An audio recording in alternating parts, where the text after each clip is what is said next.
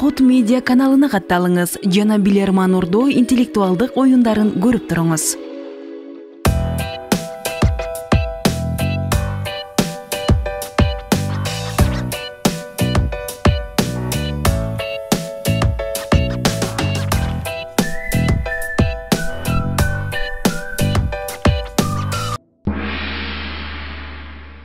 Assalamu alaikum, урматтуу телекөрүүчүлөр. Кутмандуу кечиңиздер менен интеллектуалдар, күйөрмандар, айымдар жана мырзалар. Бүгүн 13 июнь ЛТРде жайкы сериялардын биринчи туру.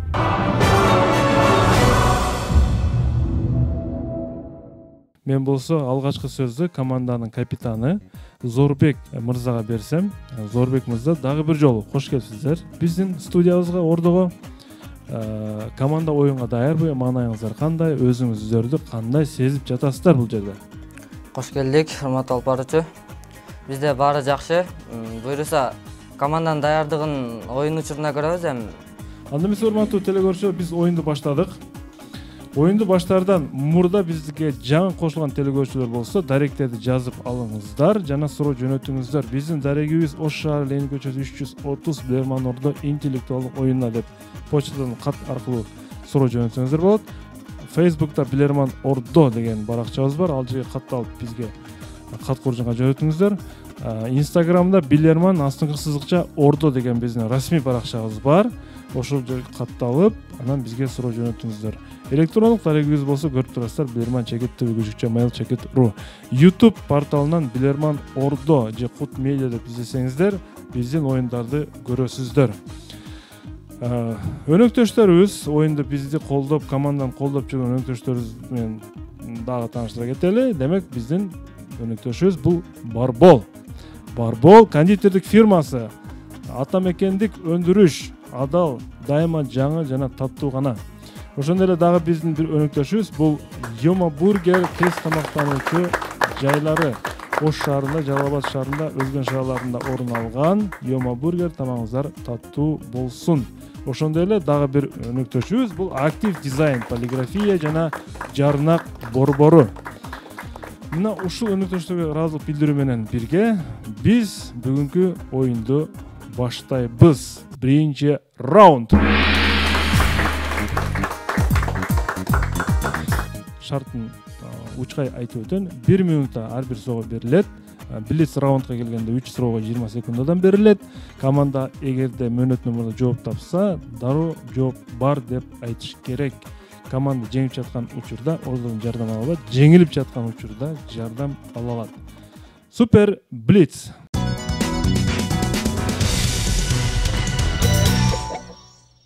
Анда эмесе мен блиц раундда суроону берип баштайм. Манас уулу Жолборсбек Өзгөн районунун Куршап айылынан сиздерге каршы суроо берет. Суроого кун коюп кулак салабыз.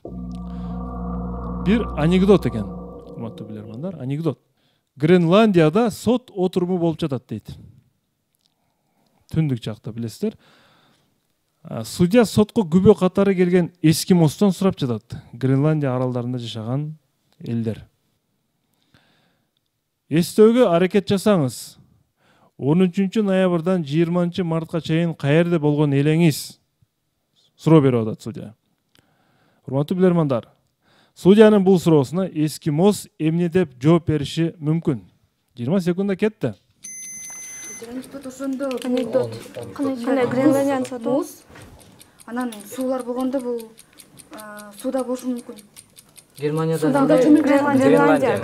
Аралдар болсо сууга байланышы бар болушу мүмкүн эгер. 13 ноябрдан 20 мартка дейин. Тоңосуң, бирок каякта болду? Анекдот болгон үчүн бул мындай тамаша иретинде каякта болгон сууда чөмүп жаткан. Гренландияда болмосак жок. Ким жооп берет? Зорбек. урматтуу алып баруучу, жоопту Жаныбекова Сымбат берет. Урматтуу алып баруучу, биздин жообубуз бул эскимос.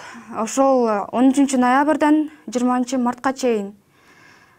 Бул узак убакыт экен. Анан анекдот болгонуна байланыштуу биз аны сууда чөмүлүп жаткан деп ойлойбуз. Анткени ал жак суук. Ошондо эмне деп жооп берген эскимос? Мен сууда чөмүлүп жаткам, жуунуп жаткам. мен сууда жуунуп жаткам деп жооп берген деп эсептейсиздер. Жооп кабыл алынат. Гренландия боюнча сиздерде жакшы эле маалымат бар болуш керек негизи. Мектепте окуйсуздар. Эмне үчүн 13 ноябрдан 20 март айтылды? Эмне үчүн 15 августтан 20 сентябрь айтылбады? Же болбосо 15 апрелден 30 июнь айтылган жок? Демек, мен туура жоопту айтып атам. Ал эскимос бул суроого 14 ноябрдан 20 мартка чейин мен түндө болгон элем деп жооп берген. Эмне үчүн? Анткени Гренландияда ушул күндөрү уюлдук түн болот жана эч кандай күндүн жарыгы тийбейт экен. Урматтуу билермандар, ушул аралыкта ноябрь, декабрь, январь, февраль, март уюлдук түндү интернеттен көрүп алсаңыздар болот. Тилекке каршы блиц раунд токтоп калды. Биринчи суроодун команда туура эмес жооп берди жана жалпы телекөрүүчүлөр алдыга чыгып 1-0 эсебинде азырынча телекөрүүчүлөр алды да. Экинчи раунд. Урматтуу телекөрүүчүлөр, биз өткөнкү оюнда дагы жарыя кылып кеткенбиз. Бүгүн дагы айта кетели, мына ушул бул жерде мектеп окуучулары отурат. Жаш интеллект коомдук фонду Билерман Ордо клубу менен биргеликте Кыргызстан боюнча интеллектуалдык оюндарды өткөрүү ниетинде турат. Ушул команда дагы ошол долбоорго катышса болот. Жалпы байге фондусу биз 1 миллион сом деп белгиледик. Абдуали Туйчиев Түп районунан сиздерге каршы суроо берет. Урматтуу билермандар, Абдуали Туйчиев сиздерге бир кызыктуу суроону берген. Караңыздар, сиздерге телекөрүүчү ушул күзгүнү берип жатат. Кадимкидей эле күзгү, эми эки жагы тең күзгү экен, бирок маселе күзгүдө. Эки жагында өзгөчөлүгү эки жагында тең күзгү экендигинде эмес. Бир жагын назарда тутсаңыздар деле болот. Урматтуу билермандар, Италиядагы кээ бир музейлерге кирүүдөн алдын сиздерге күзгү сатып алууну сунушташат. Күзгү менен кириңиз дейт музейге. Себеби музейге кирген адамдарга көп учурларда ал күзгү зарыл болот. Эми сиздерге суроо. Адамдар же туристтер ал музейлердин ичинде күзгүдөн кандай максатта пайдаланышат? Эмнеге керек болот? Кеттим. Италиянын өзгөчөлүктөрү кандай? Италиянын өзгөчөлүктөрү. Сөздөрдү тескери койсо күзгүнү караганда караңгы жер болот. Эски сөздөр. Жарык болсо да Сүрөттөр болот, анан адамдын өзү дагы эски окшош да. эски адамдардын сүрөтүнө өзүн карап туруп окшотот. Өзүң дагы бир сүрөтсүң дегенде же, портреттсиң дегенде. Неге мен эки жагын жазууларда Эки окуган жагын майнерек, эмеспи? бир жагын стили Эме тескери кылып жазган болсо күзгү менен карап окуган оң деген. ал жердин караңгылыгына да байланыштуу. зарыл болот да. Италиядын өзгөчөлүктөрүнө. эски адамдардын, тарыхый адамдардын келбетине өзүн окшоштуруп карайбы жагы. Жок. Айырмачылыктар бизде. Сүрөттөрдө. Күзгүнү алды, өзүнө карады, эми мааниси. Карап ойлон. Кандай күзгү болуш? Кандай максатта кетасың же музейге? Же өзүңдүн келбетиңе бир карап кандай маани сөз бар ушул жерде? Сен азыр кандай адамсың, кийин кандай адамсың деген ойдо эмеспи? Бул болушу мүмкүн. Тарых, музей. Сен тарыхта кандай каласың? Кийин кандай каласың? Сен азыр кандайсың, же тарыхта кандай калат деген. Же киргенден кийин кандайсың, чыккандан кийин кандайсың? Зорбек, убакыт аяктады. Ким жооп берет? Урматтуу алып баруучу, бул суроого өзүм жооп берем. Биз команда менен кеңешип бир чечимге келдик. Сен бул күзгүнү музейге алып кирген себеби күзгүдөн биринчи өзүңдү кара, азыр кандайсың? Кийин бул жердеги таасирленип, кийин чыгып кетип аткандагы сен эмен кандай абалың? Демек, музейге кирип баратканда өзүңдү бир карап кой, музейден чыгып баратканда өзүңдү бир карап кой, кандай өзгөрүүлөр бар экенин байкайсың дегендей тариздеби? Ошондой. Ошон үчүн музейдегилер күзгү сатып алгыла деп айтат. Же сен азыр кандайсың, тарыхта кандай бойдон каласың деген мааниде. Түшүнүктүү, жооп кабыл алынат. Ортодо кимде кандай пикир бар? Урматтуу алып баруучу, ассаламу алейкум. Менимче бул суроо бүгүнкү командага ылайык эле тандалып алынган деп түшүндүм. Өтө оор эмес. күзгү жөнүндөгү бул суроо белгилүү эле суроо болчу. Эмне үчүн музейге кирерде күзгү берет? Себеби ал жерде биз билебиз, көптөгөн бир сүрөттөр же картиналар ошол имараттын жогорусунда жайгашкан. Демек, күзгү менен кирген адам ошол күзгүдөн карап эле жогорудагы сүрөттөрдү көрүп алуу мүмкүнчүлүгүнө ээ болот. Зорбек мырза, сизге түшүнүктүү эле болдубу? Ооба. Эмне максатта берет экен? Музейге киргенде көпчүлүк сүрөттөр өйдөдө болгондуктан күзгү менен карап эле өйдөн көрүп алса болот. Сиздерге далил катары ошол Италиядагы бир музейдин ички көрүнүшүн сиздерге мен азыр көрсөтөйүн. Мына караңыздар, чиркөө формасындагы музей. Мунун шып тарабы, орусча биз потолок деп сүйлөйбүз көбүнчө, мунун шыбын карасында, ал жерде дагы шып тарабында шыпка кыналган бүт сүрөттөр турат. Ошол сүрөттөрдү мойнун буруп, убарып болуп карабастан эле көзгүнүн жардамы менен анын үстү жагында кандай сүрөттөр бар экенин билип алса болот. Тагыраагы бул сиздер көрүп турган музей Италияда Систин капелласы деп аталган ушундай галерея. Ал жерге кирүү үчүн сөзсүз түрдө сиздерге күзгү керек болот, урматтуу билермандар. Бардык эле музейлерге эмес, ушундай айрым музейлерге гана күзгү аласыз. Эсеп 2-0. Эсеп 2-0. Команда дагы бир упайды телекөрүүчүлөргө алдырып жиберди. Биз болсо оюнду улантабыз. 3-чү раунд. 3-чү раунд. Сиздерге эскерте кетейин, урматтуу команда. Сиздер азырынча жеңилип баратасыздар. Эгерде азыркыдай жагдайга туш болсоңуздар, ордодон жардам алуу мүмкүнчүлүгүн пайдаланыңыздар же бонус сураңыздар. Эмир Сапарбеков Сузак районунан сиздерге каршы суроо берет. Зорбек мырза, үй бүлөдө канча бир туугансыздар? Үй бүлөдө 4 бир тууганмын. 3 кыз. Сиз канчанчысы болосуз? Бир бала, экинчимин мен. Кудай буйруса, мектепти бүткөндөн кайсы кесипке барайын деп атасыз? Окууга. Окууну бүткөндөн кийин буйруса хирургияга деп турам азыр. Демек, дарыгер болууз ниетиңиз бар, Ооба. Ниетиңизге жетиңиз. Урматтуу билермандар, бүгүнкү күндө дээрлик баарыбыз смартфондорду колдонобуз. Айрымдарыбыз iPad колдонобуз. Демек, iPad'тын негиздөөчүсү ким? Зорбек? Стив Джобс. Стив Джобс. Биринчи iPad'тын прототипин даяр болгондо, биринчи жолу чыккан iPad'тын прототипи даяр болгондо, аны Стив Джобска көрсөтүшкөн. Анан ал аны аквариумга ыргыткан Стив Джобс. iPod сууга чөгүп, андан көбүкчөлөр чыга баштаган. Сууга чөгүп баратканда. Ошондо Стив Джобс аларга бир сөздү айткан конструкторлорго. Эмне деген? Чөгүп бараткан iPad'ты көрүп. Минута кетти. Ичинде боштук болгон үчүн эме чыккан. Ичинде боштук болсунча кичине. Ичинде боштук болуп туруп анан болсунча кичине. Ичи толук болбой Ыңгайлуу калса, болсун. Ичинде бош место бар. Жанан чыккан Катут дегенде ичине нерселер бузулуп кетиши мүмкүн деген. Анын ичинде бош место. Ичи бош болгон үчүн көбүк чыгат. Бош орунду калбасын. Ошондо эмне деп Чоң кылыштын кереги жок, кичинекей эле. Бирок место калтырбаш керек деген. Ошо ичине место калбашы керек. Болушунча өнүктүргүлө деген. Болушунча орундук аз болсун да. кичинекей жана тырдап калса болсун. Биринчи айпасында кичинекей кылып алып чыгып көргөзгөн го. Ооба. Ошондо Тарбиялык мааниси анда. Саңапал ал жерде ичи бош болот, көбүк чыгат. Кандайдыр бир адамдарга тиешеси болушу мүмкүн деш керек деген. Адамдарга Ичинде салыштырып боштукту айтышы мүмкүн, калтырбай. адамдарга тийгизип.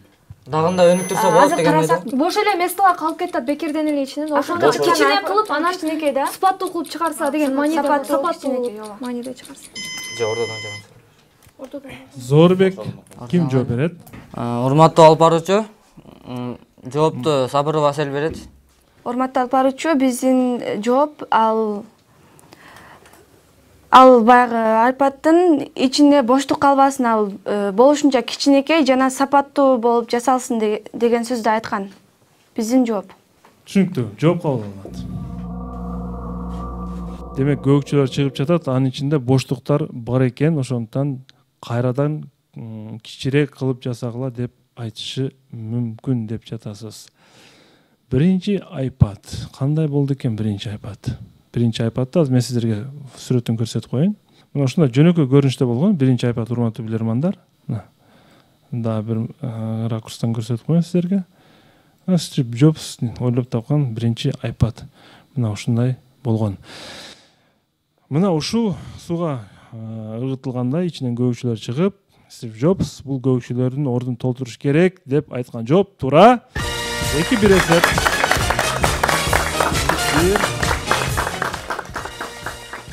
Команда бул раундду өзүнүн пайдасына чечти. Бирок телекөрүүчүлөр дагы да болсо алдыда. Оюн улантылат 4-чү раунд.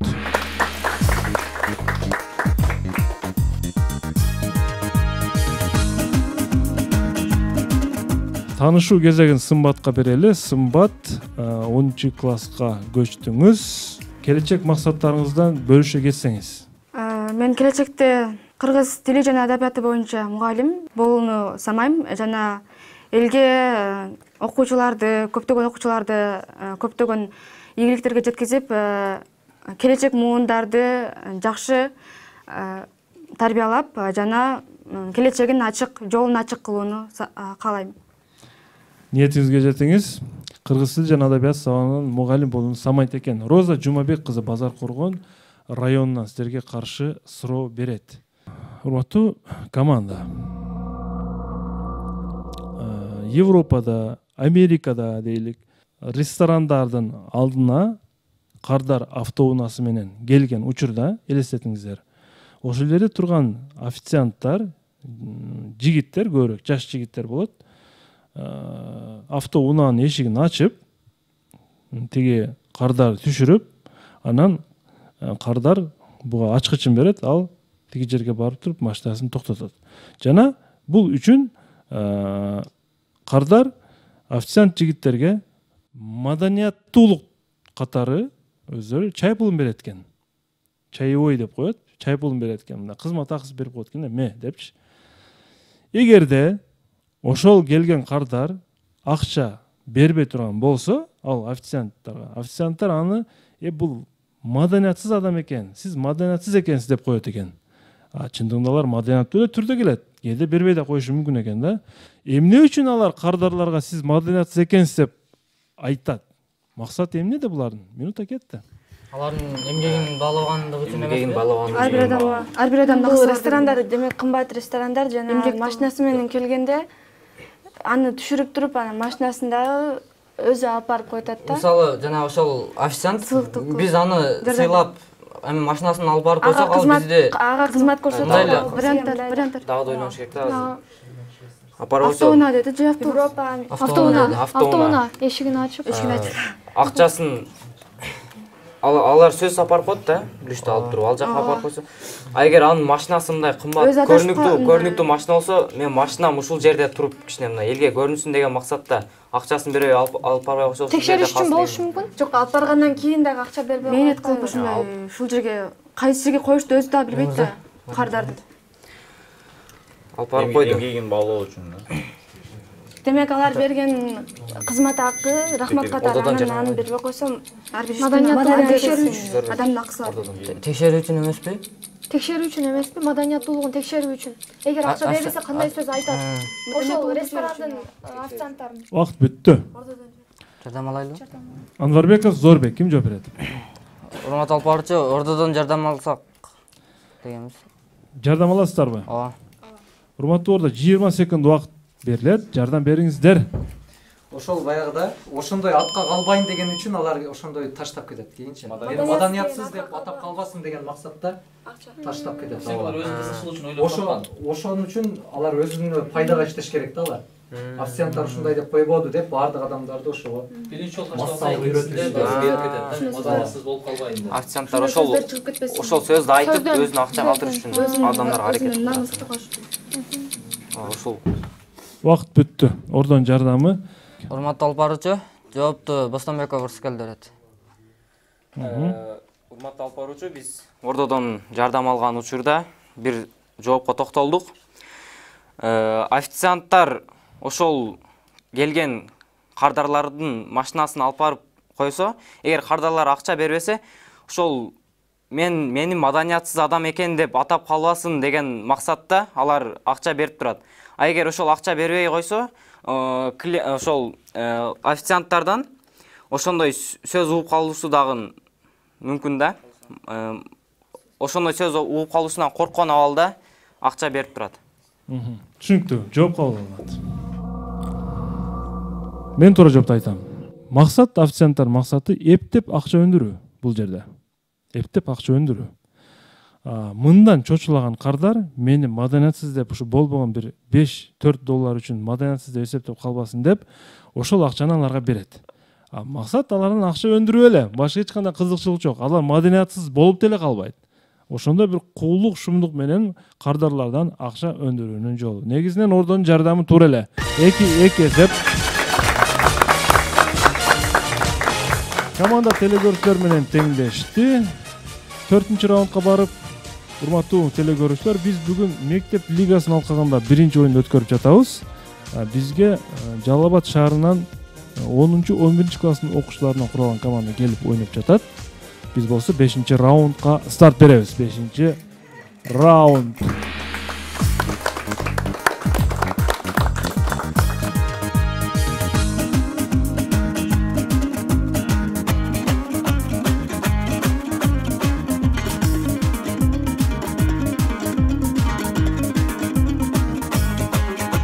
Нуриза Каратаева, Кадамжай районунан сизге каршы суроо берет. Кыргыз-Түрк Манас университетинин 1-чи курсунун студенти экен. Суроо. Германиянын 1-чи канцлери Отто фон Бисмарктын түрк башкаруучусу жөнүндө мындай деген сөзү бар. Кайсы бир түрк башкаруучусун назарга тутуп атат? Дүйнөдөгү бүткүл акыл, эгер 100 грамм болсо, дүйнөдө бүткүл акыл 100 грамм болсо, анын 90 граммы ушул кишиде. 5 граммы менде, ал эми калган 5 граммы башка башкаруучуларда деп айткан экен. Урматтуу команда, билермандар, 90 грамм кайсыл түрк башкаруучусуна таандык деп айтып жатат Бисмарк? Кетти минута. Известный. Сулайман Султан. Дагы Султан Сулаймандан башка дагы известный кимдер? Эрдоган. Эрдоган эми ал убакта Багы Ататүрк эмес. Кайсы убактагы эмелер? Ататүрк. Биринчи. Ошо мен ойлойм, ошо биринчи Султандан келди. Султан. Киносуна дагы көптөгөн Султан Сулайманда ошол бардык приказдарды ошол Султан Сулайман чыгарат да, ошол себептен эң чоңу ал эмне десе апасы деле баласына баш ийет. Ошол себептен бул жерде көптөгөн акыл ошол Султан Сулайманга тийиштүү деп ойлойм. Дагы башка варианттар барбы? Ошонун башка известный түрктөрдөн дагы башка? Менин да оюм ушуга. Бисмарктын убактары биринчи оюм. Кайсы убактарда? Кайсы убактарда болушу мүмкүн? Орто кылымдарда. 1900-жылдарда. Эми Сулайман Султанды эскерип айтып атышы мүмкүн да алчы. Эмечи? Түрк башкаруучулары Фетхуллах Гүлен. Ал болду. Бул жерде азыр көбүнчө известный адамдар жөнүндө суроо болушу мүмкүн, ошол себептен Сулайман Султан болушу мүмкүн. Башка вариант барбы? Кимде бар? Менин вариантым ушул да. Зорбек мырза. Урматтуу алып баруучу. Жоопту Өмүрзакова Айжана берет. Айжана. Саламатсыздарбы? Биз команда менен келишкен алда Сулайман Султан башка түрк башкаруучусуна келдик. Себеби ал чыгарган буйруктарга бул апасы деле баш ийет да. Ошол себептен бул жерде өтө атактуу адам болгон ошол өзүнүн заманында. Ошол себептен биз бул жоопту Султан Сулайман деп ойлойбуз.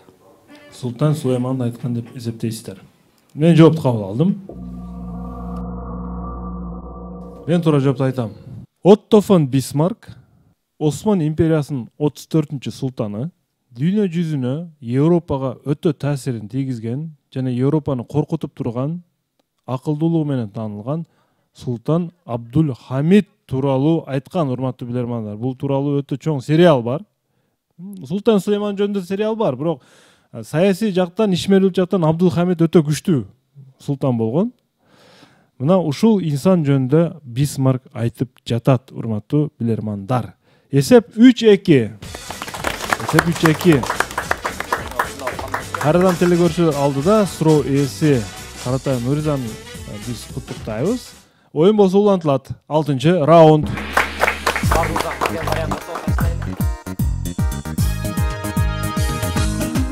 Исраилов Биймырза, 10-чы класска көчтүңүз. Үй бүлөдө канча бир туугансыздар? 4-1 тууганбыз. Сиз улуу кичүүсү? Эң улуусумун. Эң улуусу, Келечекте ким болууну самап турасыз? Азыр IT тармагына кызыгып турам. IT тармагына кызыгып турасыз. iPad сыяктуу жаңы бир Кыргызстанга бир жаңы технология алып келе аласызбы?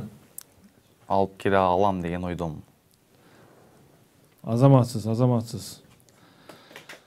Азаматсыз Алишер Маматиса уулу Ош шаары. Урматтуу билермандар.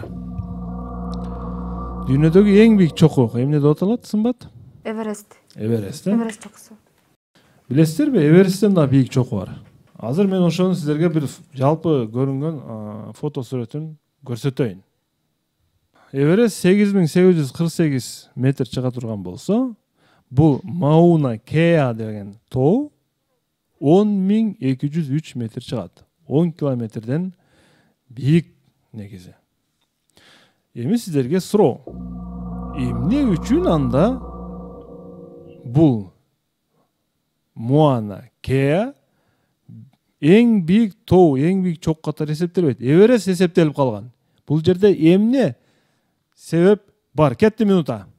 Ошол Урматтуу алып баруучу, бизде мөөнөтүнөн мурун жооп даяр. Жоопту Исраилов Бимирза берет. Жооп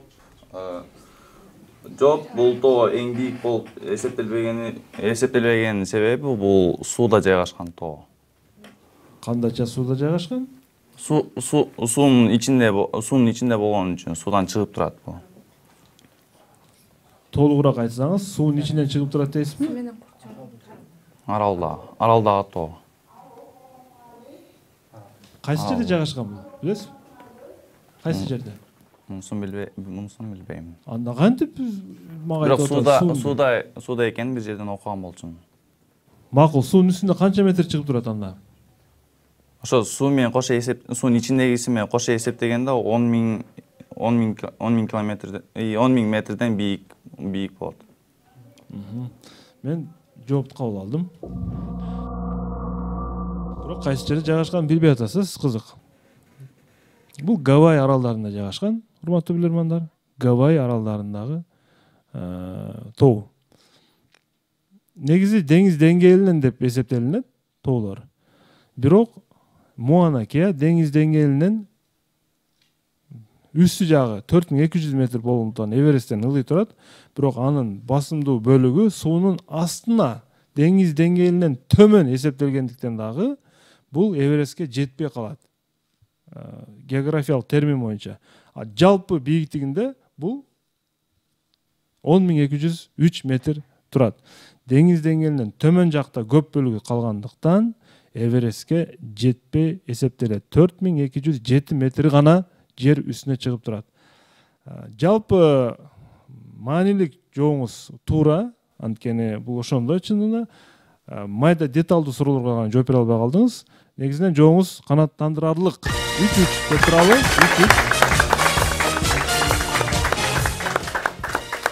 Оюнубуз улантылат. 7-чи раунд. 7-чи раунд.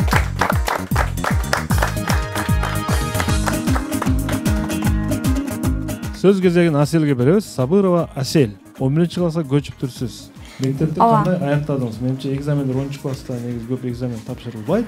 Мектепте алдыңкы окуучулардын катарындамын десем жаңылышпайм.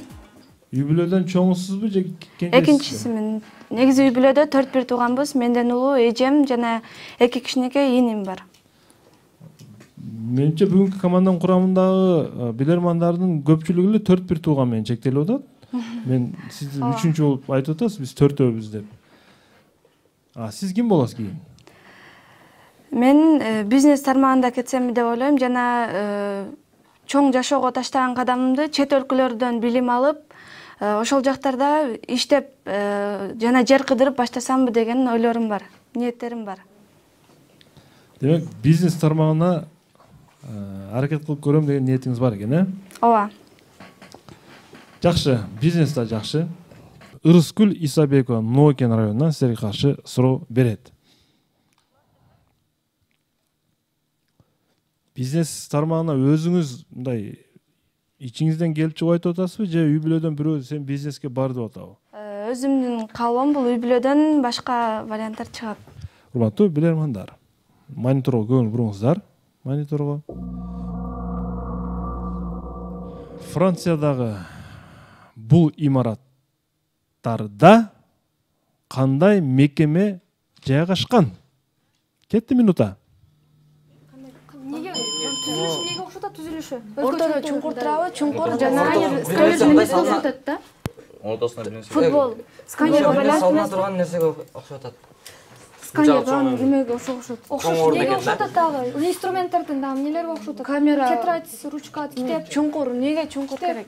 Жана камера жана ошону курчап туруп төрт бурчка имарат салынган да. Бурчта турганда да китепке ачылып турат го, китепке окшоп. Балким китепкана чоң, өзгөчөлүк. Балким ошол китепкана бир Китептин формасына алай. Китептин формасына ылайыкташтырып жасалган. Китепкана болушу мүмкүн. Китепке окшоп ачылып турат. Көбүнчө көп имараттар. Китеп сатуучу дүкөндөрбү? Жок, китепкана имарат. Китеп сатуучу дүкөндөр ар кандай? Парижде, Парижге. Анын саны көп, а бул ошол ушунун өзгөчөлүгү менен Франциянын өзгөчөлүгү эмнеде өзү негизи? Бийик үйлөрдө. Ошол ортодо чоң чуңкур турат да, төрт бурчунан имарат салынган. Бул жерде азыр сканерге окшоп атат да, бандай эме ортосу суу эмеспи? Чекесин. китептин ачылышына китепканага да окшоп атат. Салымчу нерсе окшоп атат. Китепке көбүнчө басымдуу ачылышына. Демек баягы чуңкурда суу бар. Менин оюм ошол китепкана. Менин вариантым ушул да. Зорбек мырза. Урматтуу алып баруучу, жоопту Өмүрзаков Айжана берсин. Урматтуу алып баруучу, биз команда менен келишкен алда бул китептин түзүлүшүнө окшош экен. Жана китептин формасында түзүлгөн бул китепкана деп ойлодук. Жообуз китепкана. Имараттардын көрүнүшүнөн улам ушундойго келдиңиздер, Ооба. Туурабы? Ооба. Туура жооп. Бул мекеме китепкана. Жооп туура. Анткени имараттардын формасы ачылып турган китепке окшошуп турат. Команда 1 упай бул раундда алдыга чыкты. 8-чи раундга старт беребиз. 8-чи раунд. 8-чи раунд.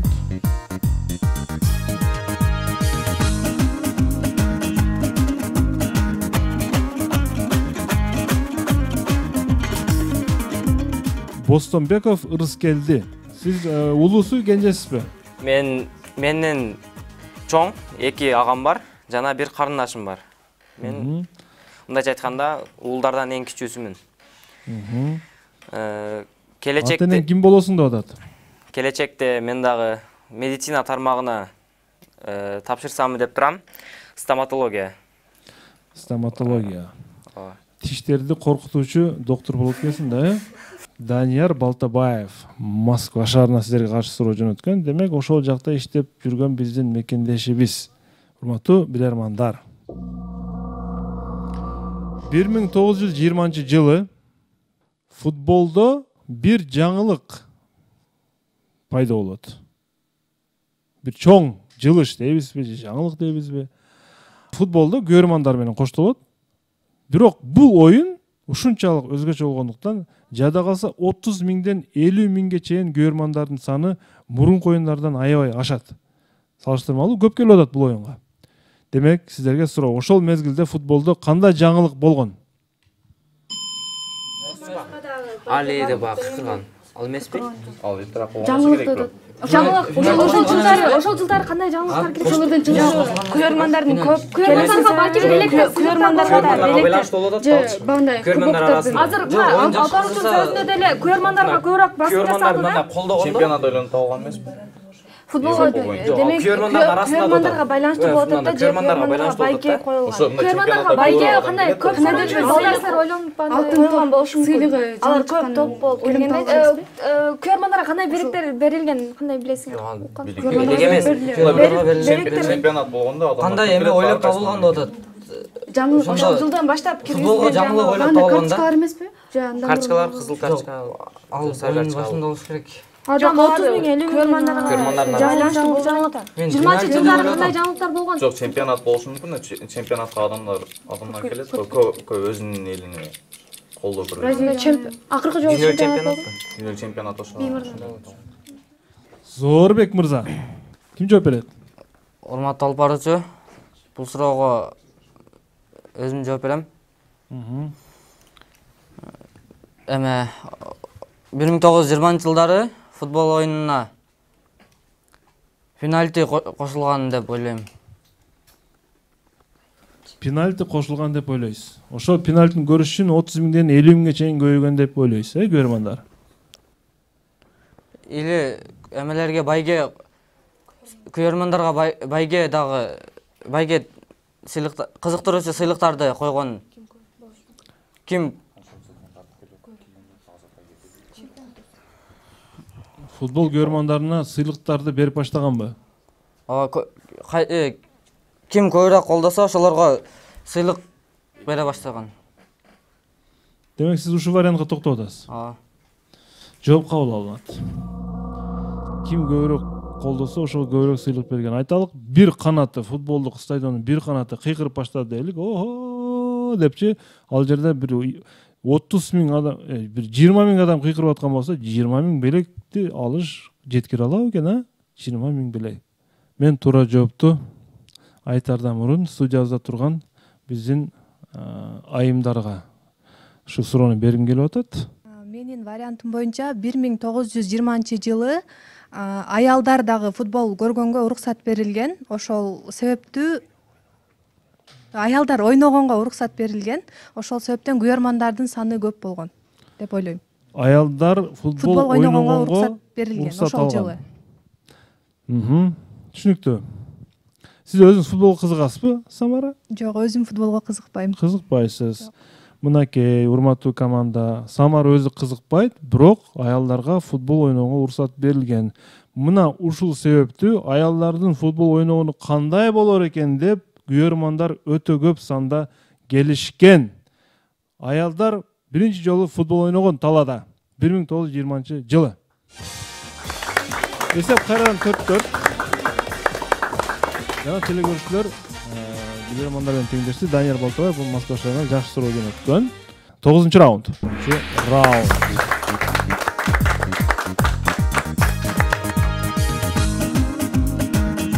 Өмүрзакова Айжана, команда мүчөсү, 10-класска көчтү, Кудай буйрса. Өмүрзакова Айжана үй бүлөдө канчосуздар? 4 тууганбыз. 2 агам жана эжем бар, мен эң кичүүсүмүн. 4 тууган. Менимче команданын бардык мүчөлөрү 4 тууган менен чектелип атат. Бул бир жагынан бул дал келүүчүлүк мени таң калтырып атат. Бул биздин командабыздын өзгөчөлүгү десем адашпайм. Демек, команда, урматтуу телекөрүүчүлөр, караңыздар, команда мүчөлөрүнүн бардыгы үй бүлөсүндө 4 туугандар экен, баары 4 туугандар. Бул уникалдуу көрүнүш. Айжана чоңойгондо ким болот келечекте деп суроо. Азыркы убакта мага ар кандай ойлор келип жатат, бирок мен проект менеджер болсомбу деген оюм бар. Ошол тилдерди үйрөнүп, чет өлкө менен байланышып, Кыргызстанды өнүктүрсөмбү жана ошол башка мамлекетте компаниялардын филиалдарын Кыргызстанга ачсам деген ойлор бар. Ниетиңизге жетиңиз. Заир Турсуналиев, Чоңалай районунан. Урматтуу билермандар. 1987 жылы Нарын областында ушундай ойго келбеген уурулук болгон дейт. Ал мындайча болгон. Сүт азыктарын кайра иштетүүчү фабрикага жаңы айдоочу жумушка кирет.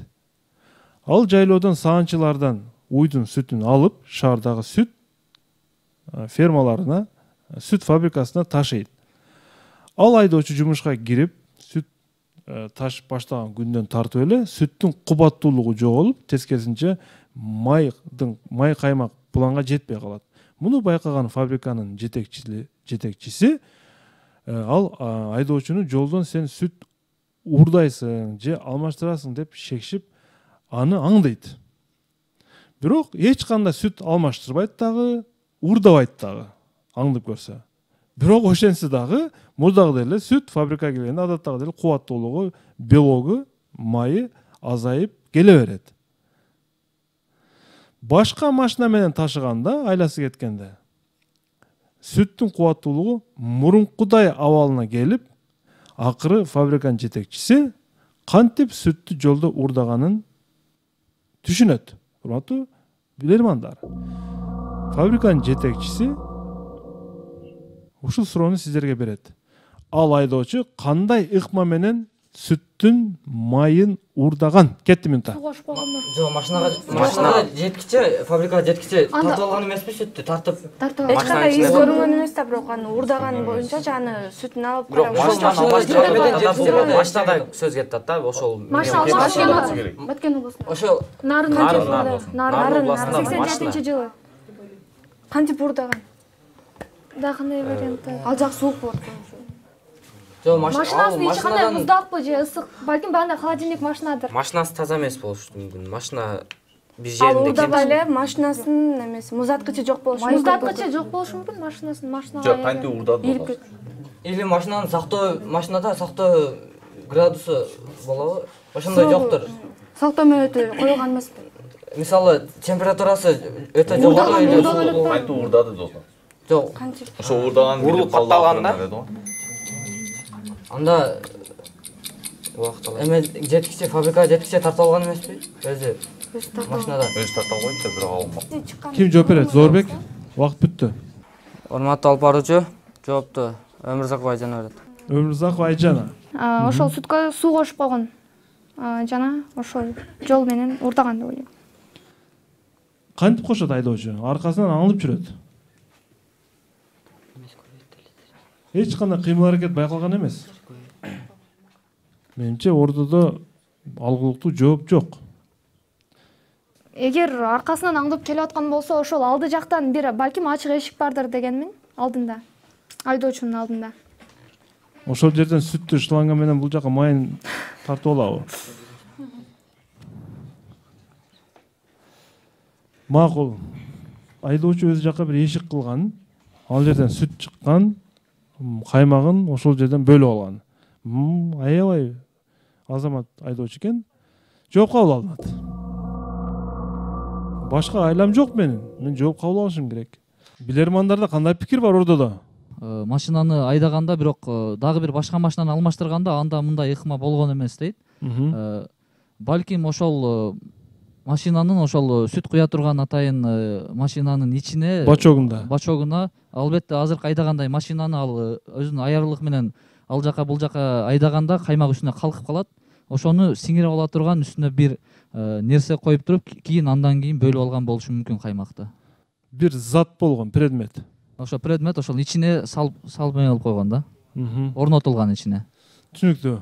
Нурсултандын варианты жөндүү вариант, урматтуу билермандар. Илгисизде пикир жок окшойт. Караңыздар. Сүт келер келгиче чайпалып келет, чындыгында. Келер келгиче чайпалып келет. Бул ыкма, айдоочу ушуну айлакер ыкма колдонгон. Тиги сүт келаткан идиштин ичине топтун көлөмүнчөлүк атайын бир шариктерди коюп койгон. Бул баягы сыртында эмеси бар шариктердичи. Шариктер улам айланып, баягынын ичинде айланып, каймактарды өзүнө ороп ала берген да. Ошого бүт каймактар топтолуп, акырында заводко барганда кадимкидей эле көкмөк сүт калып калган да. Мына ошондой ыкма колдонуп бул каймактарды урдай берген. Демек, машинанын ичине, сүт куюлуучу идиштин ичине бул 3 атайын таштарды койгон. Таш дебейин, топ сыяктуу бир предметтерди койгон. Ушундай ыкма. Нурсултан айткан вариант бул ушул телекөрүүчү күткөн жооп болчу, урматтуу билермандар. Эсеп 5-4. Жана Зайыр Турсуналиев Чоңалай районунан куттуктайбыз. Жакшы суроо жөнөткөн. Биздин өзүбүздүн күн турмушка байланыштуу суроолор десек болот. Сергек болушуңуздар керек. Зорбек мырза сергек, анткени 5 бул коңгуроо. 10-чу раундга старт беребиз. 10-чу раунд.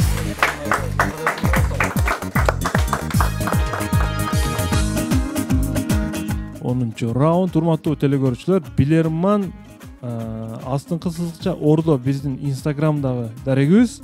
Ошол жерге катталып, аты жөнүңүздөрдү толук жазып, суроонун жообу менен жөнөтүңүздөр. Мурдагы берилген суроолор кайталанып алынбайт.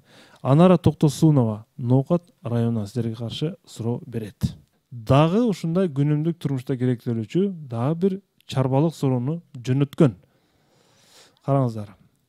Мына бардыгыбыз учурда мынакей айрыкча мына жерде биздин кыздарыбыз өздөрүнүн апаларына жардам берип, учурда эмне менен алек болуп атат? Банка, кышка даярдык банка жабышып атат азыр, варенье, кыям дейбизби? Кыям, сок, компот, дагы бир топ ушундай үй иштери. Кышында бирок жыргап жейбиз. Сиздердин назарыңыздарга кадимки кимдир бирөөлөрдүн баарыбыздын үйүбүздө турган банкалардын көрүнүшү. Урматтуу команда.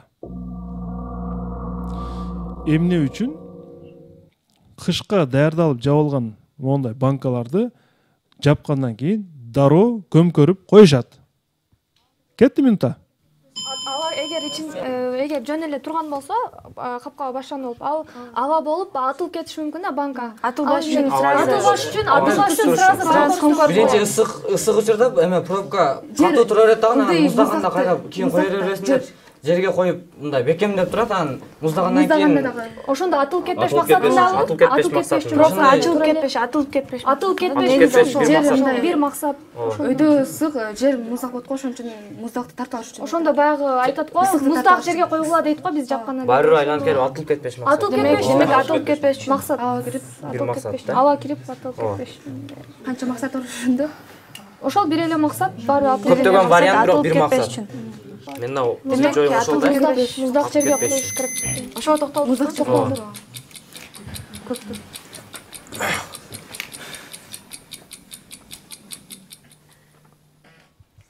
Зорбек мырза, ким жооп берет? Урматтуу алып баруучу,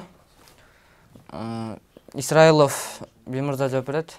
Тез муздашы үчүн болушу мүмкүн. Крышкасынан муздак аба, муздак кирет деп ойлойбуз. Капкагынан муздак аба кирет. Тезирээк муздашы үчүн. Тезирээк муздашы үчүн көмкөрүп коет. Демек мен сиздин акыркы жообуңуз катары ушуну кабыл алам, не? Тезирээк муздашы үчүн көмкөрүп коет. Жооп кабыл алынат. Семете мырза, сизде кандай пикир бар? Эгерде тикесинен турган болсо, банкалар анда атылган мезгилде ал кимдир бирөөгө тийип, ага зыян тийгизиши мүмкүн да. Же өзү деле атылып кетсе, балким кийим-кечени булгап, же бөлмөнү булгап дегендей. Ошондой бир максатта ушундай болсо керек. Ушул жагдайга мен дагы туш болгом. Анда ушул эмне үчүн деп мунун себебин сураганда, ошол банканын ичинде эгерде кандайдыр бир деңгээлде баягы ашыкча аба калып кете турган болсо, анда аны ачтып туруп, натыйжада баягы жараксыз абалга келтирет.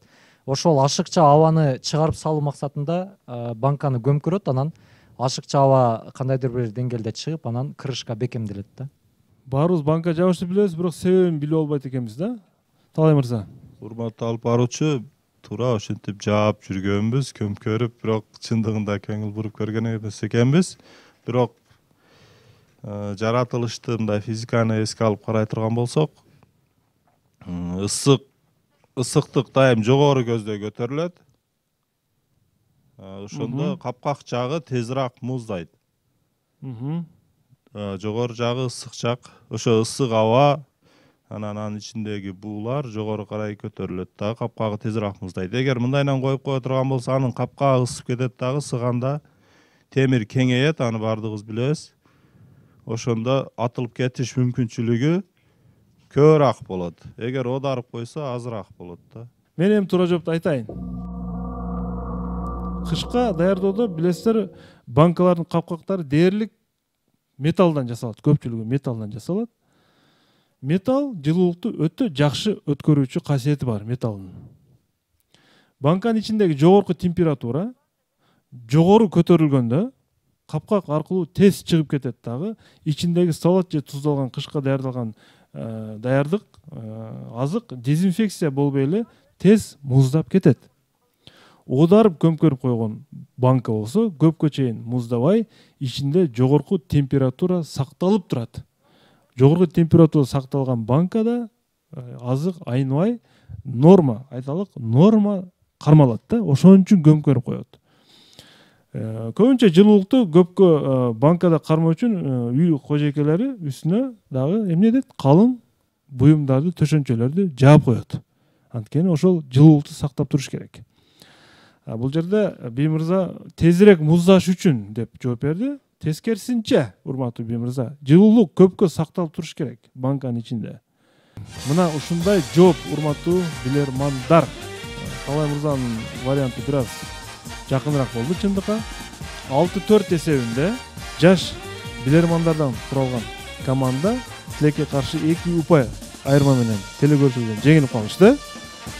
Команданы бир колдоп кол чаап коелу. Жакшы аракет кылышты. Биринчи оюн үчүн бул балким өтө жаман көрсөткүч эмес. Ой пикир угуп көрөлү. Бул команда бүгүн кандай ойноду? Эмнени эске алуулары керек? Оюнга күбө болдук. Тилекке каршы жеңилүү менен аяктап калды. Бул эч нерсе эмес. Мен ойлойм, бул тажрыйба. Балдардын көңүлү чөкпөш керек. Алгачкы оюн ушундай болгону кайра силерди курчутуп, кайра силерге мындан ары өсүшүңөргө түрткү болот деген ниеттебиз.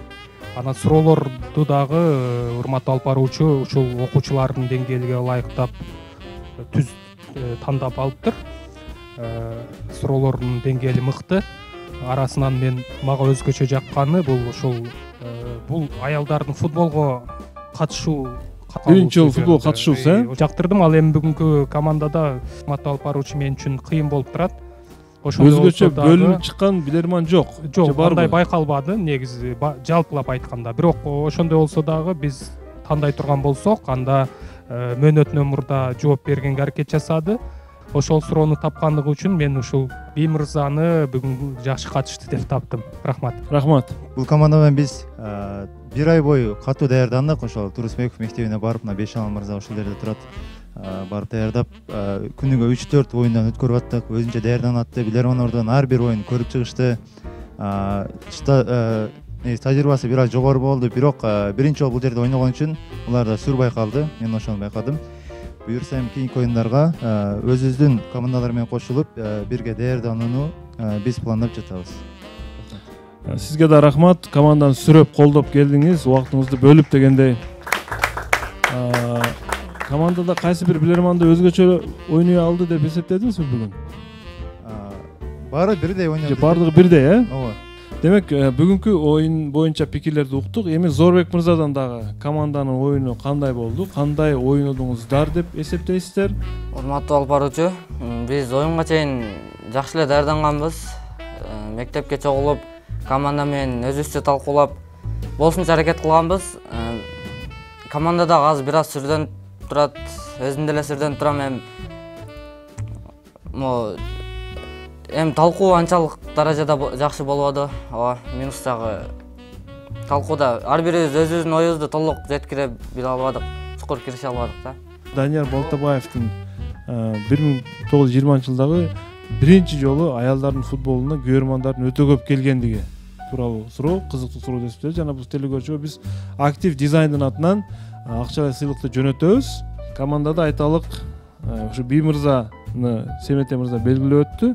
Би мырзага дагы актив дизайн атынан биз 500 сомдук сыйлык катары ыйгарабыз. Команда кол чабуулар болсун. Анда биз оюндун акырында шириндиктер менен жыйынтыктайбыз. Барболдун татуулары студияга. Шириндиктерди кабыл алып коюңуздар. Жана ошондой эле биздин өнөктөшүбүз Йома бургер кафесинен сиздерге акысыз тамактануу үчүн сертификат берилет. Мына ушинтип, урматтуу телекөрүүчүлөр, биз жайкы сериялардын биринчи турун жыйынтыктадык. Бул команда өзүн сынады жана биз Кудай буйрса күзгү эмес, Кудай буйрса жазгы серияларда билерман ордун күтөбүз. Ага чейин рейтингдик оюндарда команда ойной берет. Ассаламу алейкум, көрүшкөнчө аман болуңуздар. Билеги күчтүү бирди жыгат, билими күчтүү миңди жыгат.